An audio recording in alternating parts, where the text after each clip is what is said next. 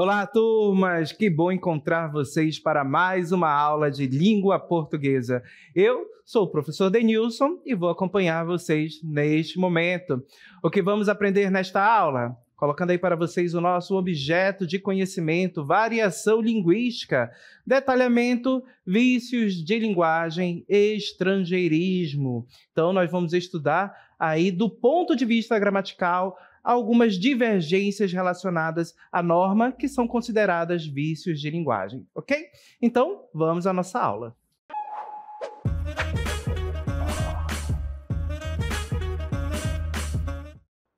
Sabemos que existem muitos modos diferentes de fazer uso da língua, tanto na modalidade escrita quanto na modalidade oral falada.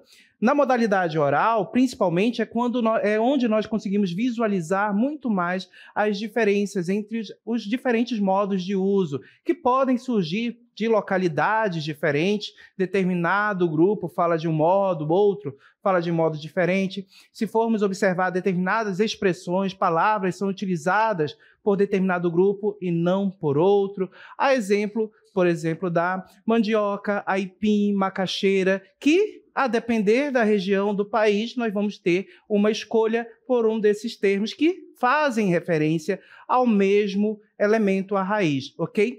Então, observem que a língua ela é viva, ela é dinâmica e ela é muito sensível a diversas condições. Há condições que estão relacionadas à localidade, condições regionais, certo? Há questões relacionadas também à idade, a forma como o adulto se expressa, fala, é diferente da forma como uma criança faz uso da língua. Também ocorre diferenças em grupos sociais. Então, percebam que grupos de adolescentes também vão ter uma linguagem completamente diferente, fazem uso da língua completamente diferente de outros grupos, ok? E também questões contextuais. Em contextos formais, sabemos que se exige o uso da linguagem formal, da linguagem culta. Já em contextos informais, nós temos ali a presença da linguagem coloquial, certo? A linguagem informal. E sabemos que existe na nossa língua uma norma padrão, que é exatamente aquela norma que é seguida, que está de acordo com as regras gramaticais. Tudo que foge a essa norma padrão é considerado pela gramática como erro. Sabemos que é um tipo de variação, mas o olhar gramatical será como erro, ok? Então, percebam que a gente tem que pensar também nessas fugas, nessas questões de variação linguística, sempre imaginando a questão do contexto. Então, determinado modo de utilizar a língua em um contexto diferente pode ser inadequado. Exemplo: a linguagem comum, coloquial, do dia a dia, uma conversa de amigos. Percebam que, num contexto informal, a linguagem coloquial ela pode estar presente. Mas, em uma situação formal, como, por exemplo, uma entrevista de emprego, um seminário que você está apresentando na escola, nós sabemos que esse contexto é formal, então a linguagem coloquial é bem-vinda? A linguagem informal é bem-vinda nesse contexto formal? Não. Nesse contexto formal, fazemos uso da linguagem formal, ok? E, como já mencionei, temos certos desvios da língua, certo? Da norma padrão, que a gramática normativa, do ponto de vista gramatical, será considerado como vício de linguagem, como erro. Então, vamos compreender bem esses desvios. Colocando aí para vocês, olha só, vícios de linguagem. Os vícios de linguagem são enunciados não intencionais que não seguem as regras da gramática normativa. Então, perceba que são enunciados que fogem às regras gramaticais. Eles podem ocorrer devido à falta de atenção do enunciador ou devido ao desconhecimento das regras, ok? Então, observem que, em muitas situações, ocorre devido à falta de atenção ou, em outras, nós sabemos aí que é realmente o desconhecimento da regra. Como nós estamos em um contexto de escola formal, nós estamos aprendendo a linguagem formal, culta, padrão da língua, para que nós possamos compreender esse padrão, para que nós possamos também fazer uso desse padrão e reconhecer quando determinado modo de uso da língua difere da norma gramatical da língua padrão, ok? E claro, para que nós possamos fazer uso também futuramente nos nossos contextos, não futuramente, mas já nos nossos contextos. Em contextos formais, nós já fazemos uso dessa linguagem formal culta, certo? Agora vamos conhecer os vícios de linguagem. Colocando aqui para vocês uma lista que nós vamos ter desses vícios, observem aqui, olha só. Nós vamos ter a ambiguidade, barbarismo, cacofonia, estrangeirismo, pleonasmo vicioso, já ouvimos falar do pleonasmo, hoje vamos conhecer o vicioso, e o solecismo. Percebe que esses são desvios em algum elemento relacionado à regra gramatical, ok? Vamos começar? Vamos estudar primeiro a ambiguidade.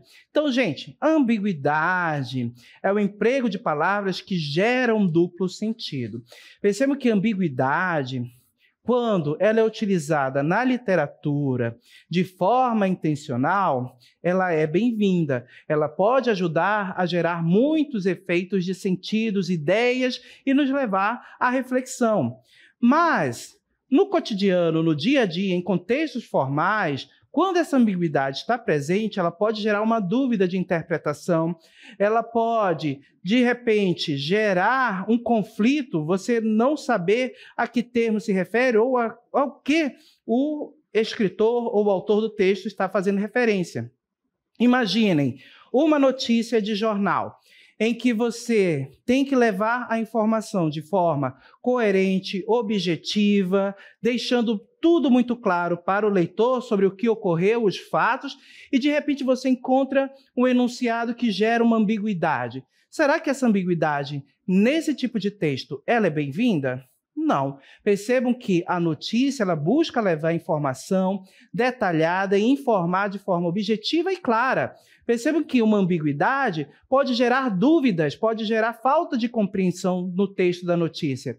E aí você percebe que a ambiguidade não é bem-vinda nesse contexto da notícia. Então, ali ela é um vício de linguagem.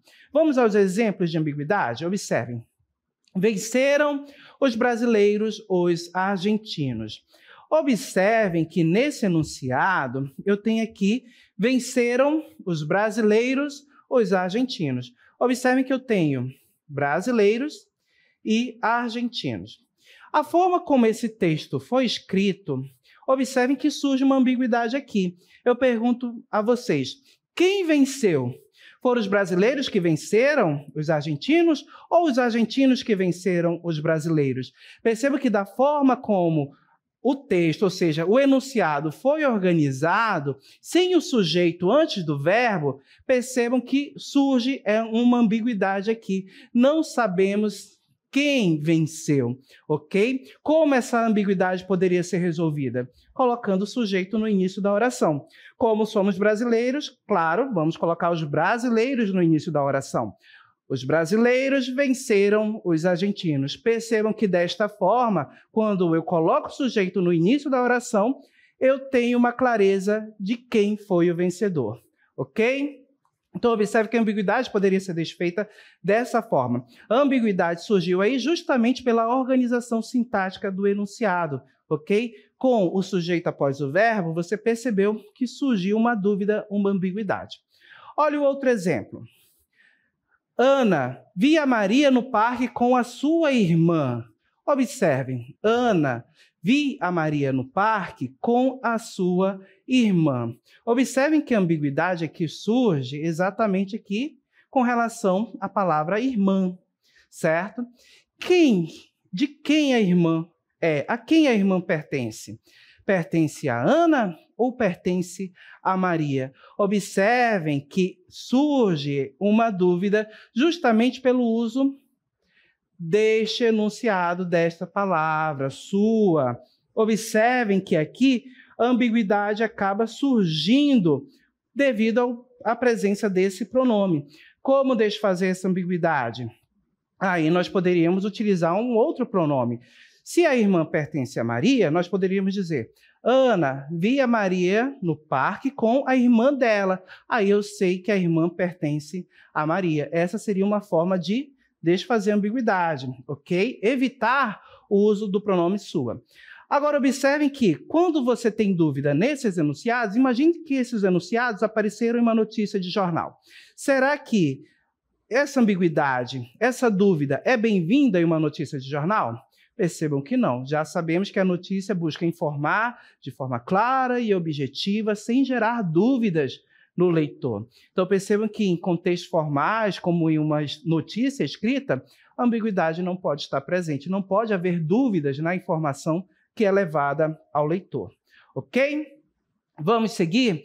Então, o próximo vício de linguagem que nós vamos estudar é exatamente o barbarismo. O que é o barbarismo? Colocando aí para vocês.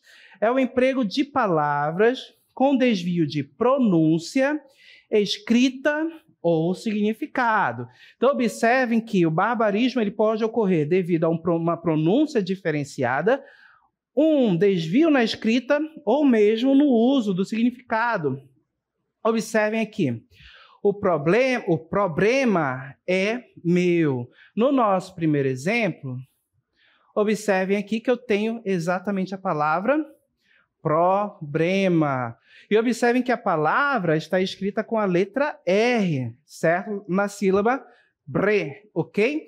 E observem que na escrita, problema é diferente de problema, ok? Então, percebam que aqui nós temos um barbarismo, um exemplo de desvio na escrita e na pronúncia também, ok? O segundo exemplo. Muita gente não gosta de uva passa no arroz, ok? Muita gente não gosta de uva passa no arroz. Observem que o barbarismo ocorreu aqui, uva passa, ok? Então, observem que nós temos exatamente o barbarismo pelo uso da palavra passa. E o mesmo ocorre no enunciado, o bandido foi pego em flagrante, ok? Observem que aí nós temos exatamente uma palavra que foi empregada em um contexto diferente, aqui no nosso terceiro exemplo, ok? Percebam que, no sentido de pegar alguém no ato, visualizar exatamente algo que ocorre ali no momento da ação, não é essa palavra flagrante, é flagrante. Observem que essa palavra aí, ela tem relação com cheiro, com aroma. Então, flagrante está relacionado a cheiro. Então, perceba que essa palavra foi utilizada em um contexto diferente, ok? Observe que foi utilizada, empregada de forma errônea do ponto de vista gramatical. Então, observe que aí nós deveríamos ter utilizado flagrante, ok? Então, percebam que aí são os exemplos de barbarismo, desvio de pronúncia, escrita ou mesmo significado. Certo, gente?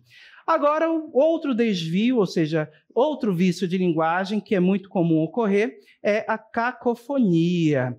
Percebam que a cacofonia surge exatamente do emprego de palavras que geram um som desagradável. Quando a gente observa os exemplos, fica mais claro. O dentista examinou a boca dela. Observem aqui.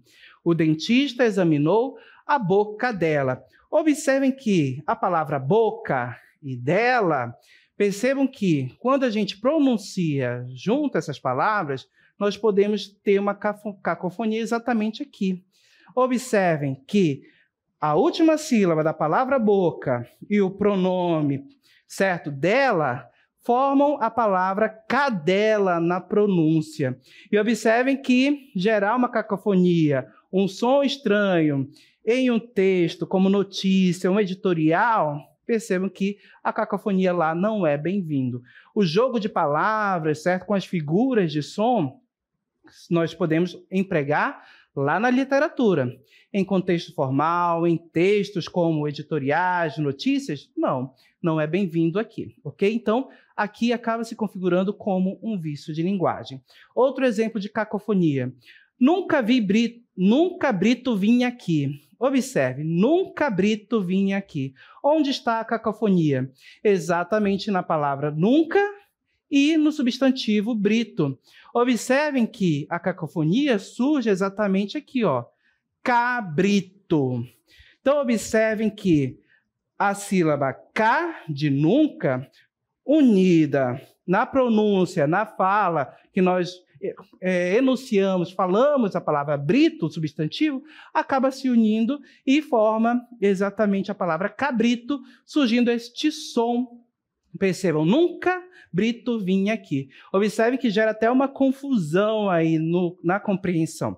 Então, a cacofonia não é bem-vinda em contextos formais, em textos como notícias, editoriais, certo? Resenhas também. Então, observem que nesses contextos, nessas situações aí, ela acaba sendo um vício de linguagem, ok?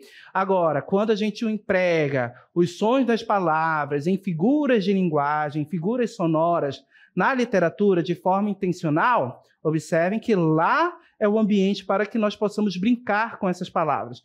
Em contextos formais, quando você faz uso, quando você gera um som desagradável de maneira não intencional ou por desconhecer a regra, percebam que aqui nós vamos observar isso como um vício de linguagem, ok?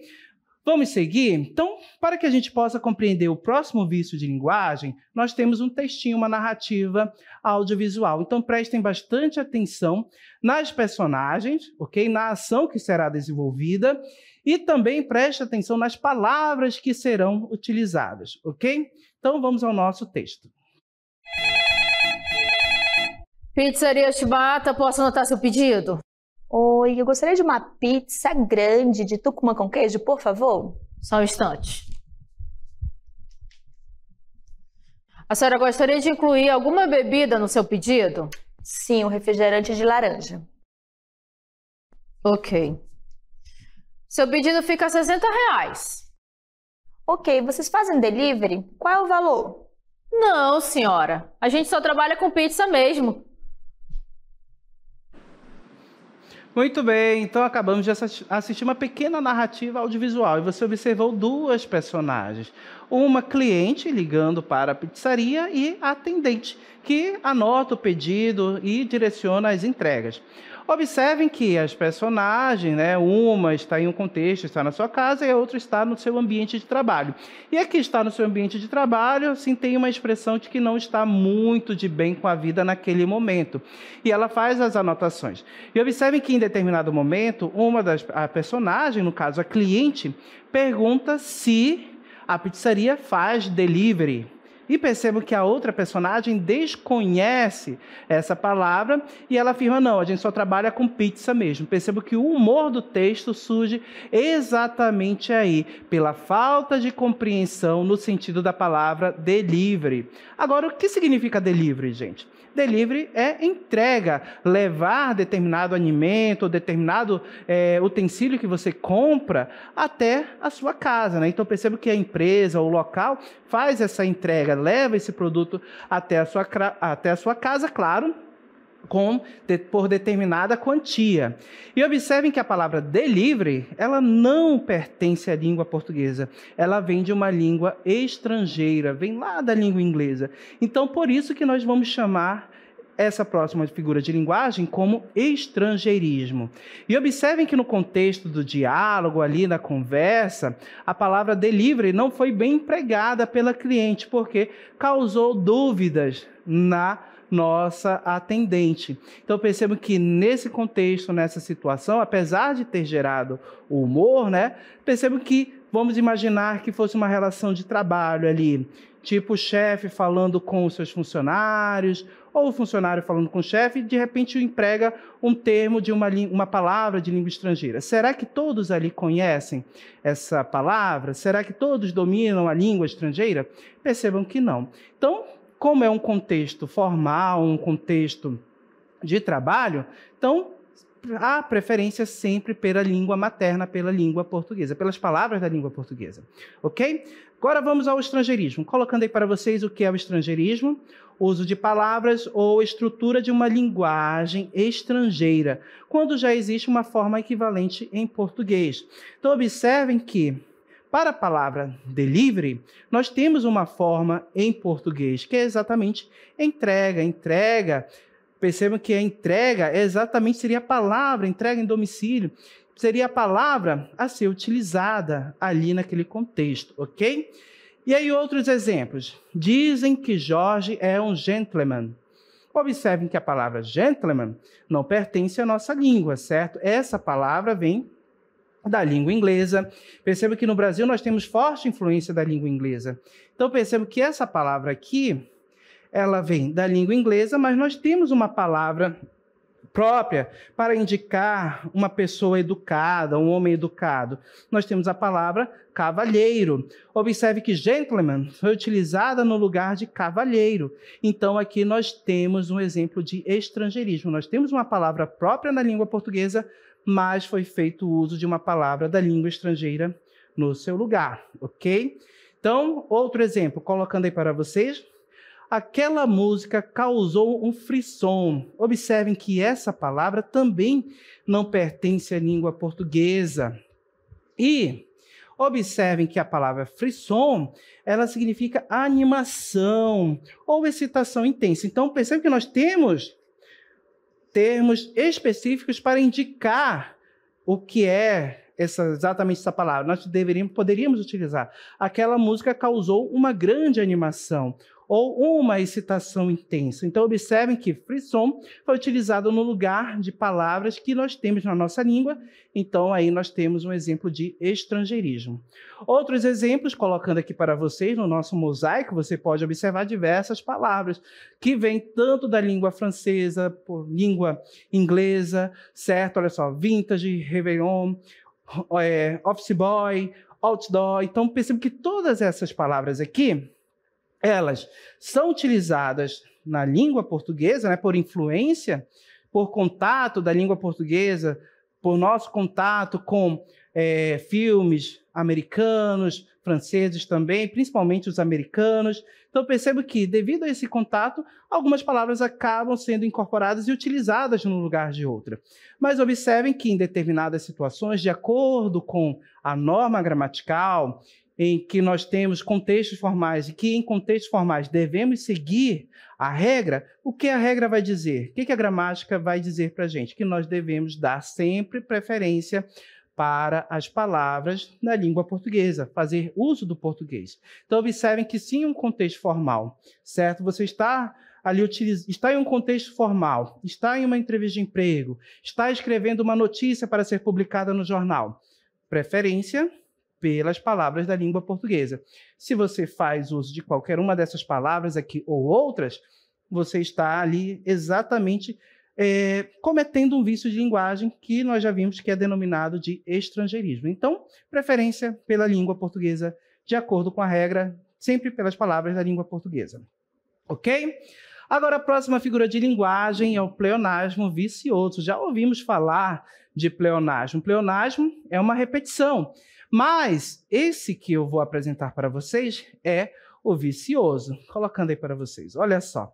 O pleonasmo vicioso, gente, é o emprego de termos redundantes de maneira não intencional. Já estudamos o pleonasmo literário, certo? Que é exatamente aquele pleonasmo em que nós fazemos a repetição de palavras para gerar ideias diversas em textos, como poema, ou mesmo contos, crônicas. Perceba que essa repetição de palavras ela é intencional na literatura. E quando ela ocorre de forma intencional, ela se torna uma figura de linguagem, porque ela vai gerar um efeito de sentido diferente, vai tornar o texto mais expressivo, ok? Mas esse aqui que nós estamos estudando é o pleonasmo vicioso.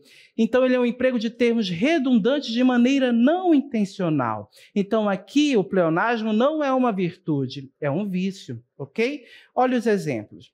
Ele estava calmo quando saiu para fora de casa. Observem que aqui nesse enunciado nós temos um pleonasmo. E onde ele se manifesta? Exatamente aqui neste termo. Saiu para fora. Nesse enunciado, sair, perceba que na palavra sair, nós já temos a ideia de que a pessoa, o sujeito, vai para um local externo, Sair já traz essa ideia. Quando eu escrevo para fora, eu estou cometendo aí exatamente uma redundância, uma repetição desnecessária. Então, temos aí um pleonasmo vicioso. Saiu para fora. Só podemos sair para fora, para o local externo. Então, observem que esse enunciado poderia ser escrito sem essa redundância. Colocando aí mais uma vez, nós poderíamos eliminar exatamente aquele para fora. Colocando aí na tela para vocês, olha só. Ele estava calmo quando saiu de casa. Perceba que o para fora nem iria fazer falta, certo? Nem faz falta. Então, perceba que o para fora se configura aí como pleonasmo vicioso. O outro exemplo. Ele frequenta as aulas matutinas da manhã. Onde está o pleonasmo? Percebam que está aqui, ó. Matutinas da manhã. A palavra matutina, matutinas aí no plural, como nós temos nesse enunciado, neste exemplo, essa palavra já traz a ideia de que algo que ocorre pela manhã. Então, se eu escrevo da manhã, eu estou sendo redundante. Eu estou repetindo a mesma ideia que já está contida na palavra matutinas. Então, observem que aí eu tenho mais um exemplo de pleonasmo vicioso. Colocando o texto aí mais uma vez, nós podemos omitir exatamente o enunciado da manhã, que ele não vai fazer falta. Olha só, ele frequenta as aulas matutinas. Já sabemos qual é o horário que ele frequenta as aulas. Então, observem que a ideia de manhã, pela manhã, já está contida na palavra matutinas, ok? Então, esses aí, gente, são exemplos de pleonasmos viciosos, ou seja, pleonasmos que ocorrem de forma não intencional e que não geram nenhum efeito de sentido ou tornam o texto mais expressivo. Então, aqui, ele é vicioso, ele é um problema, certo? Então, não pode estar presente em textos como notícias editoriais, textos que circulam aí na esfera jornalística midiática. Então, percebo que, nesse ambiente, esse pleonasmo aí é um problema, certo? Outros exemplos de pleonasmo vicioso nós conhecemos bem. Subir para cima, descer para baixo. Percebo que esses pleonasmos aí são exemplos clássicos de pleonasmo vicioso, ok? Vamos seguir? A próxima figura de linguagem, o solecismo. E, pessoal, o solecismo, ele consiste numa inadequação sintática. Então, quando eu falo sintática, estamos nos referindo exatamente à questão de concordância. Então, uma inadequação sintática é referente à concordância, regência ou mesmo a colocação pronominal, certo? Olha o exemplo. Ele disse que falta 2 questões para finalizar, ok? Ele disse que falta 2 questões para finalizar. Onde está o problema aqui? Onde está o desvio? Ou seja, onde ocorre o solecismo aqui? Ocorre exatamente na falta de concordância entre o sujeito e o verbo, aqui na segunda oração. Segunda oração está aqui, começa aqui, ó. Primeira oração, ele disse, segunda oração, que falta 2 questões. O que falta? 2 questões. Está aqui o sujeito da minha oração, certo? Observem que o meu sujeito, 2 questões, corresponde ao plural. E quando nós observamos o verbo faltar, ele está no singular. Então, o sujeito, ou seja, o verbo, não está concordando com o sujeito da oração. Qual é a regra da concordância verbal? O verbo concorda com o sujeito da oração, em número e pessoa. Então, se o meu sujeito está no plural, corresponde ao plural, a terceira pessoa do plural, o verbo tem que ir para a terceira pessoa do plural. Como deveria ficar lá, colocando para vocês, olha só, ele disse que faltam 2 questões para finalizar, ok? Próximo exemplo, a enfermeira assistiu ao paciente. Observem que aqui nós temos um problema de regência. Aonde está o problema? Assistiu ao paciente.